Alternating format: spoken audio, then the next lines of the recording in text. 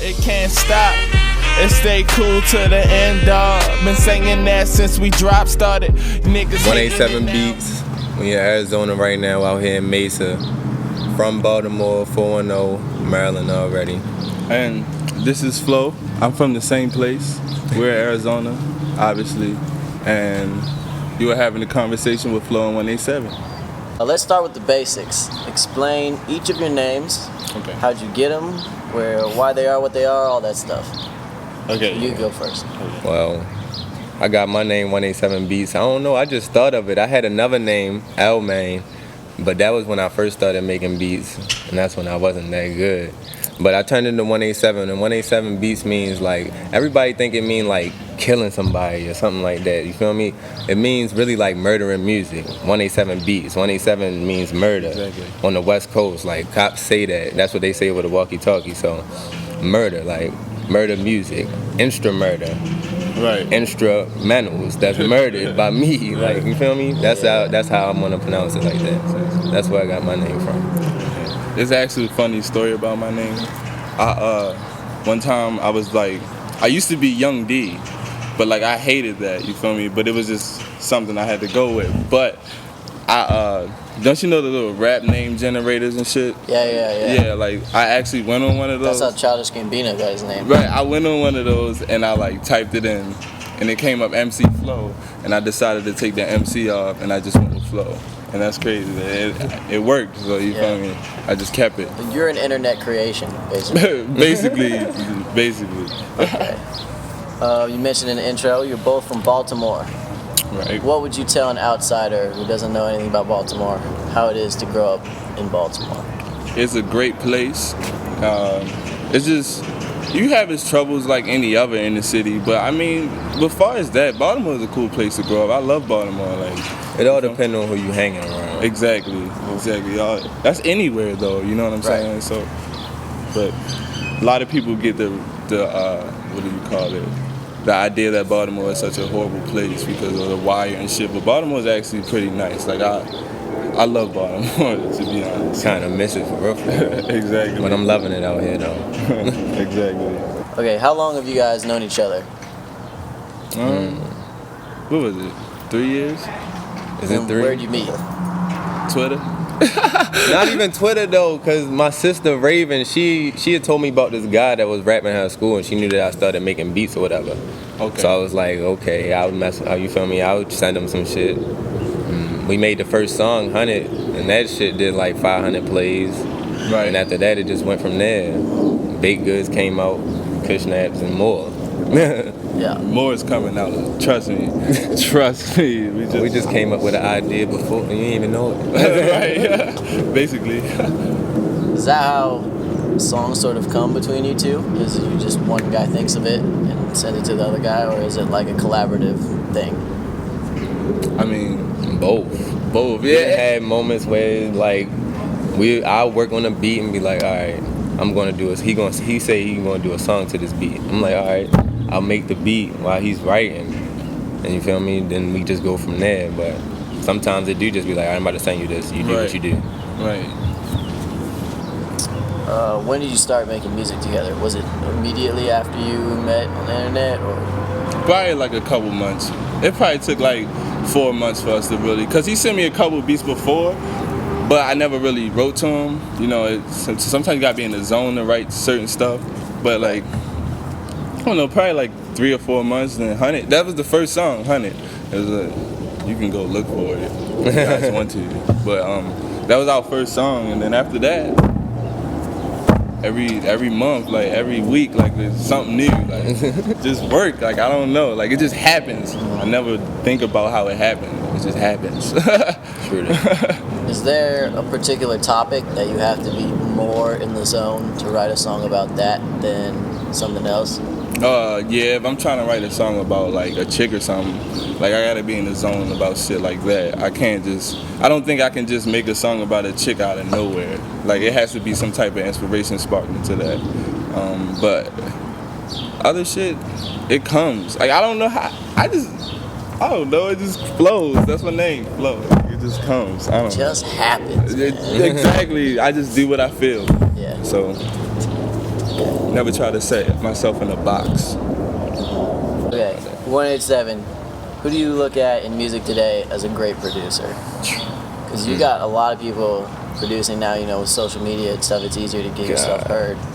Who do you look at in the game and you're like, that guy's killing it? The whole 808 Mafia. Zaytoven, Harry Fraud, Sledgren, Cardo. Mike Will. Mike Will's alright. I like Mike Will. I'm forgetting somebody. I still like The Alchemist. That's my favorite producer. And Lex Luger. Lex Luger's my favorite track producer. Alchemist is my favorite like chills, laid back producer for real. Who else? When you listen to music, like produced by those people, do you try and like, oh, I'm gonna take a little bit of that here, take a little bit of that, and try and like make it your own? Sometimes. If I could take like different styles and combine them together sometimes. But I try to make my own style, try to stand out. Right. That's why I try to I'm trying to fuck with everybody. See if everybody can really fuck with my shit. Right. So those are your influences. Flo, who were your rap influences, and have they changed as you become more prominent? Okay. I have 3-1. It's Nas, right. Currency, which is my favorite rapper. Currency. I'm inspired by a little bit of Wiz, of course. Outkast, Mac Miller lately. I've been liking Mac Miller a lot. There's so many people. I like rap music, you know. Lately I've been inspired by some Gucci because of him and some more trap stuff. But usually it's pretty much more hip hop for me though. I feel like there's a difference between rap music and hip hop music. Yes, there is. And what's that difference? I feel like rap is now trap. And then hip hop's still hip hop. Hip hop's still hip hop. So, okay, so a rap artist, I would say, no shade on anybody though, but as a rap artist would be like a Future. But I would say a hip hop artist would be like a J. Cole or a Kendrick. You know what I'm saying? Like hip hop more lyrical to you. Yeah, more lyrical, more meaning. You know what I'm saying? Like, yeah. All right. So this is for both of you, since you are a rapper producer duo. Who's the greatest rapper producer duo in the history of hip hop? So you have like No ID and Kanye, Snoop and Dre, Eminem and Dre. Really anybody and Dr. Dre. How can you ask me that? It's the top slot to the two of you. I like Eminem and Dr. Dre. I like. It had to be somebody in Dre. Is he the greatest of all time? Is he the GOAT of producers? Yeah. Definitely is. Most definitely. But Alchemist not too far behind him though. Alchemist is the nigga. Yeah. I like Alchemist too. But what about Monster Beats and Currency?